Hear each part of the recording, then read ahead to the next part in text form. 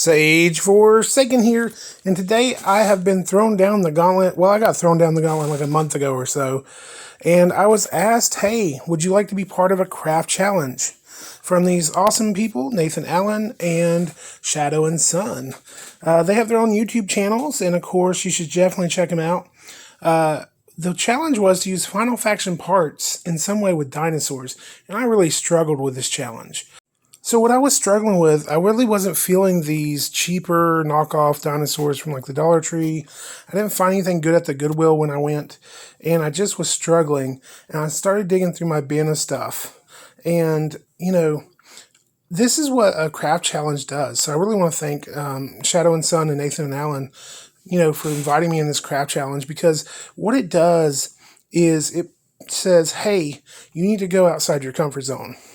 Yeah, I could have made tons of different types of stuff, but like, look what I found. I found these parts I had in my bin forever for How to Train Your Dragon. I found this little tiny, Velociraptor or whatever it is from Jurassic Park I'd had forever, and it just finally was like, oh, these will work together good. So I started off by chopping off his head, and then I started chopping on the Fido mech. And I decided I wasn't going to use any of the mech parts except for the body to be some sort of armor for the dinosaur creature. Now, as you can see here, I had to use bolts, and I had to go buy special screws to get the legs to fit with washers and everything. It does make the figure a little heavy in the midsection, so he likes to fall over if I'm not careful. So I have to figure out what I'm going to do about that. Maybe, besides just blue tacking it up or propping up against something. But you can see kind of where I'm going at this point, because I finally have a vision for what I was looking for.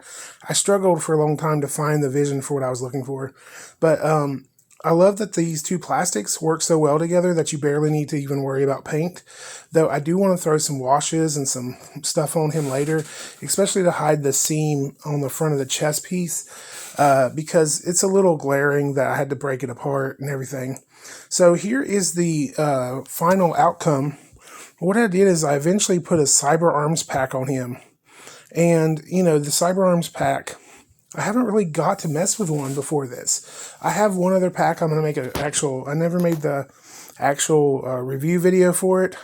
But I'll tell you, there's really good things about the Cyber Arms, and then there's some things I don't like so much. Like this one arm, for whatever reason, it was so hard to put these arms on here that I felt like I was going to break them. Both of the sprues that attach the black piece to the gray pieces have stress fractures, where it looks like they're going to snap off or whatever. They've been bent too hard. And that's just how they are. I probably would need to soak them with hot water or whatever if I'm going to do this again. One sprue seems kind of loose, like the left one here, or the left one here, I guess, or that would be his right, is a little loose. But I love how this adds some menace to such a cute looking little creature. He's got these robotic terror arms, and he's chasing you down with those monstrous legs, even though he normally, his bite wouldn't be that bad. And of course his tail actually has some spikes and stuff on it, so he's not exactly a wimp there either.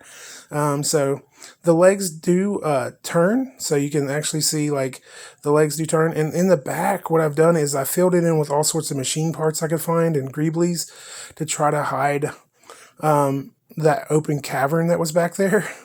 So that really worked out pretty well. And I also found this little plastic metal spike I put through to be some sort of control, radio control mechanism or something, through the little place where the hatch used to be on the Fido mech.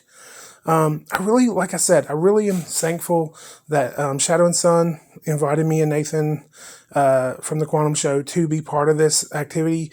Nathan has this really cool looking armor he's made for a Diabol. It looks like he's going into it hardcore for armoring up Diabol with a Triceratops. I'm not even sure what all the Shadow and the Sun are going to bring from their murky, darky hearts, and I can't wait to see it. I really want to thank everybody who watches my videos, but definitely check out their videos too, because even if you don't necessarily wargame or have reason to look at wargaming stuff, I learned stuff from watching their craft sessions, Shadow and Sun. And Nathan and Allen, not only does he have crafting going on, he has this really out there show where he talks about all sorts of things, all sorts of theories and thoughts and things like that about the way the universe is. And yeah, it may not be your cup of tea, but you can definitely, if that's not your cup of tea, check out his crafting stuff at least. Anyway, thanks for liking, commenting, subscribing. And as always, I want you guys to pour on that plastic. Hit the like button. In fact, make love to that like button. Have a great day.